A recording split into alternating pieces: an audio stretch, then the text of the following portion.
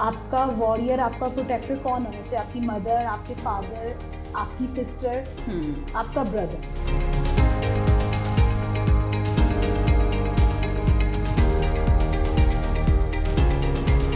अस्सलाम वालेकुम एवरीवन, मैं हूँ मुआफ़िया मलिक, आपकी होस्ट। हम और आप विद PNY के एक न्यू शो के साथ। PNY एक ऐसा प्लेटफॉर्म है जहाँ हम 100 से ज़्यादा कोर्सेज़ को करवाते हैं और हज़ारों की तादाद में स्टूडेंट्स इससे इस्तेफ़ादा हासिल कर रहे हैं। आज हम बहुत ही डिफरेंट टॉपिक पे बात करेंगे। PNY पिंक के हवाले से, यानी ख़वातीन के हवाले से हम बात करेंगे कि किस तरह से ख़वातीन अपनी लाइफ में अपना बचाव कर सकती हैं, अपने आप को मुख्तलिफ़ ख़तरों से और मुख्तलिफ़ मुश्किलात से बचा सकती हैं। रास्ते में जाते हुए अगर आपके साथ कोई हादसा पेश आ रहा है, आप किस तरह से अपने आप को उस बचाव की तरफ लेकर जा सकती हैं। तो हम बात करेंगे इसके हवाले से ख़वातीन के, स्पेशली बच्चियों के हवाले से, कि किस तरह से हमें छोटे बच्चे को छोटी एज में ही ये बता देना स्टार्ट कर देना चाहिए उसके लिए गुड टच क्या है, बैड टच क्या है, वो अपना सेल्फ डिफेंस किस तरह से कर सकती है।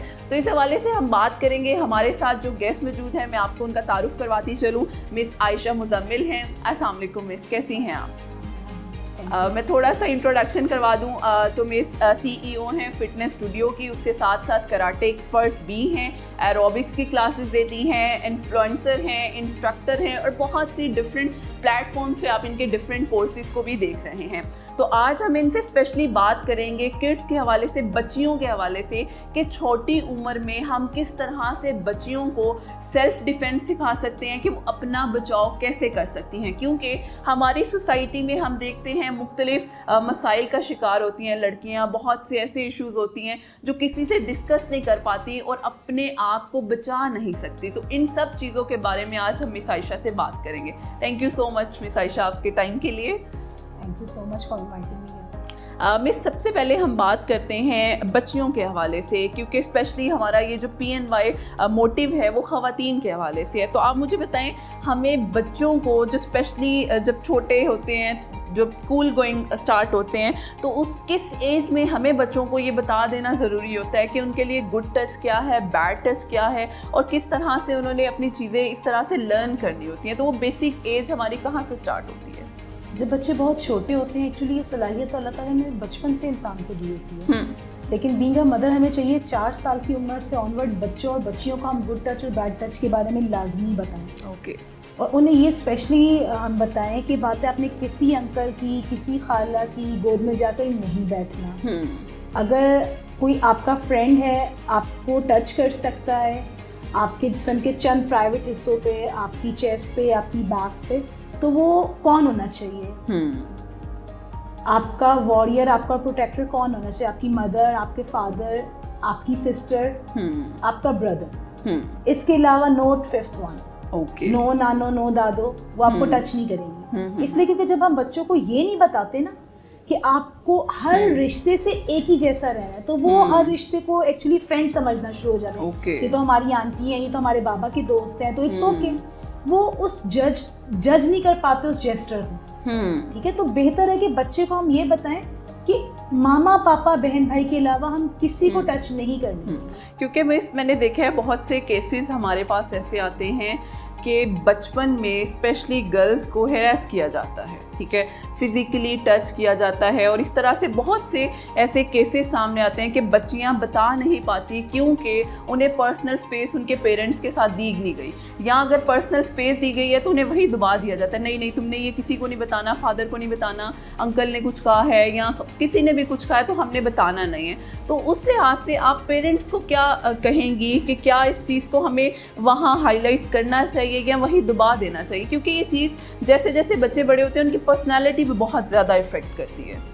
देखिए, बात यह कि हम जिस सोशल सर्कल में रहते हैं ना, उसमें ख़वातीन के लिए जो सबसे बड़ा प्रॉब्लम है वो ये है कि ये सोचना कि अगर मैं ये बता दूंगी तो मेरा घर ख़राब हो जाएगा, मुझ पे कौन यकीन करेगा। देखिए, बीइंग अ हस्बैंड आपको अपनी वाइफ को ये स्पेस देना चाहिए कि वो गलत नहीं कह रही। जब आप अपनी वाइफ को स्पेस देंगे तो वही स्पेस आगे आपकी बच्चियों को मिलेगी। दूसरी बात है कि देखिए, बच्चे तक एक्सेस होता ही किसका है? या लॉयर स्टाफ का या आपकी फैमिली का। Exactly. तो अगर बच्चा आपको बता रहा है तो आपको चाहिए उसी वक्त आप उसके जेस्चर को समझें। और दूसरी बात है, इसका एक बहुत अच्छा तरीका वो ये कि आप बच्चों को शुरू से डायरी लिखने की आदत डालें। क्योंकि देखिए, बीइंग अ पेरेंट बाज़ औक़ात बच्चे बहुत सारी बातें हमें नहीं बताते, क्योंकि अगर कोई फैमिली में से बच्चों को चाइल्ड अब्यूज़ का शिकार बना रहा है तो वो उस पर पूरी नज़र रखे होता है कि कहीं वो पेरेंट्स को ना बता दे। अगर बच्चे को डायरी लिखने की आदत है तो आप उसकी गैर मौजूदगी में जब उसकी चीज़ें चेक करते हैं तो आप उसको पढ़ें, ताकि बहुत सारे तो बच्चों के आधे मसाइल हल हो जाते हैं जिन बच्चों को डायरी लिखने की आदत होती है, क्योंकि पेरेंट्स उनसे ना चाहते हुए या इंट्रैक्शन में रहते हैं। तो इसलिए बेहतर होगा बीइंग अ पेरेंट हमेशा अपने बच्चे को सपोर्ट करें, हमेशा ऑब्जर्व करें कि आपका बच्चा घुटा या घबराया तो नहीं है, या किसी खास बंदे को देखकर वो हैरेसमेंट का फीलिंग तो नहीं उसको आती है, अनकंफर्टेबल तो नहीं हो जाता, क्योंकि हमें अपने रिश्तों पे इतना ज्यादा यकीन होता है कि हमें लगता नहीं कि वो ऐसा कुछ कर सकता है। बिल्कुल। और एक्चुअली वही कसूरवार होते हैं। तो ये तो हमें खुद देखना चाहिए। Exactly. और इस चीज़ को हाईलाइट करना मेरा ख्याल है बहुत ज़रूरी भी है। अच्छा मिस आयशा, मुझे ये बताएं कि जिस तरह से आपने कहा 4 साल की उम्र में हमें बच्चियों को स्पेशली बता देना चाहिए, बच्चों को भी बता देना चाहिए, क्योंकि हम टारगेट कर रहे हैं ख़वातीन को फीमेल के लिहाज से, तो ऐसे कौन से गैजेट्स हैं वो आप सजेस्ट करती हैं कि बच्चे के बैग में जब वो स्कूल जा रहा है, क्योंकि अक्सर क्या होता है हमारे मुलाजमीन पिक एंड ड्रॉप दे रहे होते हैं या समटाइम्स आपके साथ कोई भी रैंडम कोई इस तरह से जेस्चर दे सकता है, तो ऐसे कौन से गैजेट्स हैं जो बच्चों के पास होना बहुत ज़रूरी है उनके सेल्फ डिफेंस के हवाले से? देखिए, अब तो बेहतर होगा कि हम छोटी उम्र से बच्चों को ये सिखाएं कि हमारे बैग में पॉकेट नाइफ होनी चाहिए, हमारे पास पॉकेट परफ्यूम होना चाहिए, हमारे पास, क्योंकि देखिए हमें वो चीज़ें देनी है बच्चे को जो सेफ है। हमें पता होना चाहिए कि टीजर्स हम बच्चों को दें, लेकिन साथ उन्हें हम प्रिवेंशंस बताएं कि ये नहीं कि बेटा आप इसको स्कूल में यूज़ करें, आप अपने फ्रेंड्स में यूज़ करें, ये आपके वो गैजेट्स हैं जिनके बारे में आपने किसी को नहीं बताना। ये नहीं कि आप शौक में अपने क्लासमेट्स को निकाल के दिखा रहे हैं, क्योंकि देखिए it's a sign of danger. ये आपका सेफ्टी प्रिकॉशन टूल है जिसके बारे में आपको, मामा पापा को और किसी को नहीं पता होना चाहिए। हम 3 इस सीक्रेट के अमीन हैं, तो हमें पता होना चाहिए कि हमने अपने बच्चे को ये सेफ्टी प्रिकॉशन दिया है, फिर हम उसकी फ्रीक्वेंट प्रैक्टिस बच्चे को करवाएं कि कहाँ पे, कब, कैसे। फिर हमें बच्चे को ये समझाने की जरूरत है अर्ली एज में कि बॉडी के सेंसिटिव पार्ट्स में कान, आंखें, नाक और थ्रॉट आता है। तो आपको अगर कोई तंग करे और आप वहां से भागना चाहते तो आप सबसे पहले उसके कानों पे मार के भाग जाए।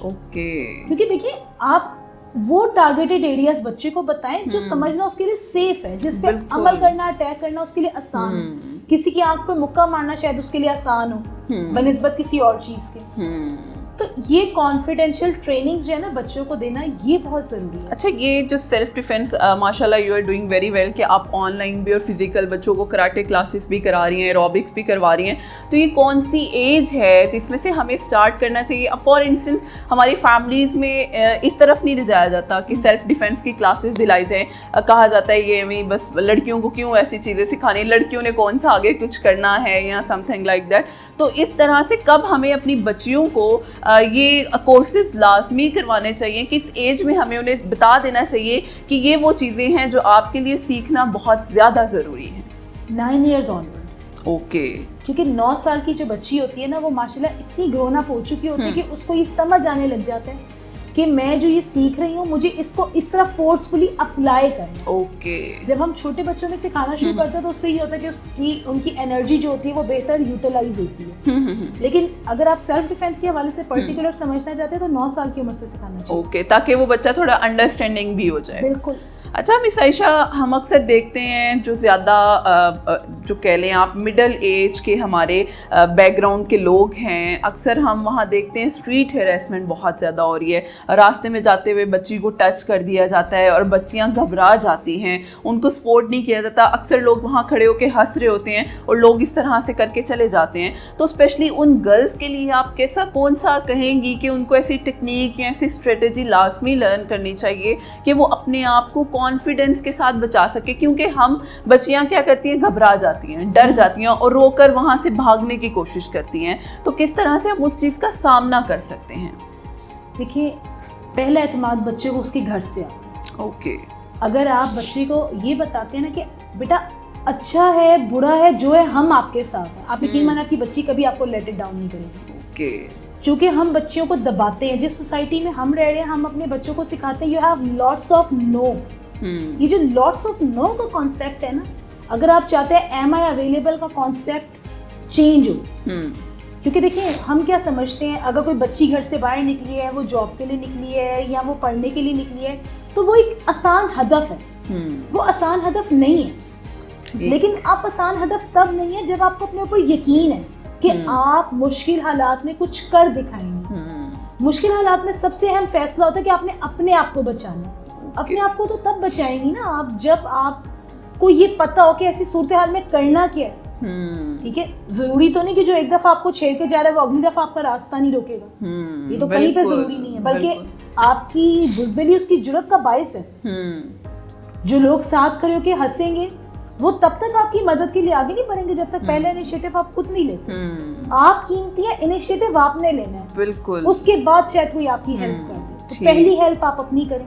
ओके। प्रूफ जनरेट करें। अगर आप किसी रास्ते से रोज गुजरते हैं, कोई आपको तंग करता है, आप मोबाइल का साउंड रिकॉर्डर ऑन करें। ताकि प्रूफ जनरेट करें। प्रूफ जनरेट करने की बात अक्सर लोग मुझसे कहते हैं, आयशा आप क्यों कहती हैं प्रूफ जनरेट करें? मैं प्रूफ जनरेट करने का इसलिए कहती हूँ कि अगर आपके पास प्रूफ ही नहीं है तो अगर वो आपको मुजरिम बना दे आपके पेरेंट्स के सामने या सोसाइटी के सामने, आप क्या करेंगे? बिल्कुल। तो पहले अपनी सेफ्टी देखें। पहले अपने आप को सिक्योर करें और उसके बाद उसका हिसाब किताब तो बंदा पूरा कर ही लेता है। तो मेरा ख्याल है ये स्टेप पेरेंट्स को लेना बहुत ज़रूरी है कि पेरेंट्स अपने बच्चों को शुरू से ये चीज़ समझाना शुरू करें किस तरह से उन्होंने अपने आप को सर्वाइवल की तरफ लेकर जाना है। बिल्कुल।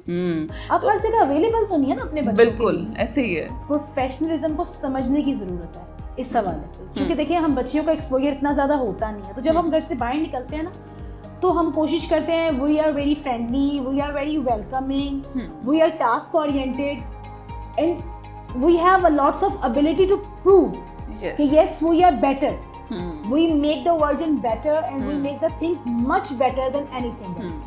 तो उसमें क्या होता है कि जब आप वेलकमिंग होते हैं ना तो उसके गलत इमेज लोग लेना शुरू कर देते हैं। आप कहीं पे काम करती हैं, आप वेलकमिंग है अपने कलीग्स के लिए, चाहे वो फीमेल हो चाहे वो मेल हो, चाहे आप अस्सलाम वालेकुम में खुश दिली से करती हैं, तो वो उसका एक गलत परसेप्टिव ले लेते हैं कि जी परसेप्शन एक गलत हो जाता है कि जी आप वेलकमिंग है इसका मतलब है यू आर अवेलेबल। ओके। तो आपकी बॉडी लैंग्वेज से ये मैसेज जाना चाहिए कि you are not available, you are coming here to do your task and you are too workaholic and you have to just come here to complete your task and duties, you are not here for friendships.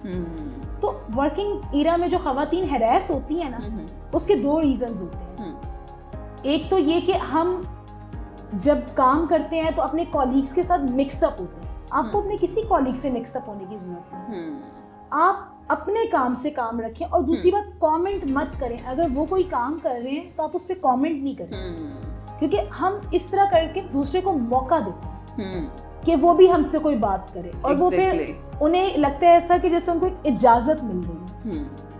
तो आप ये इजाजत मत दें। आपकी body language should be rude.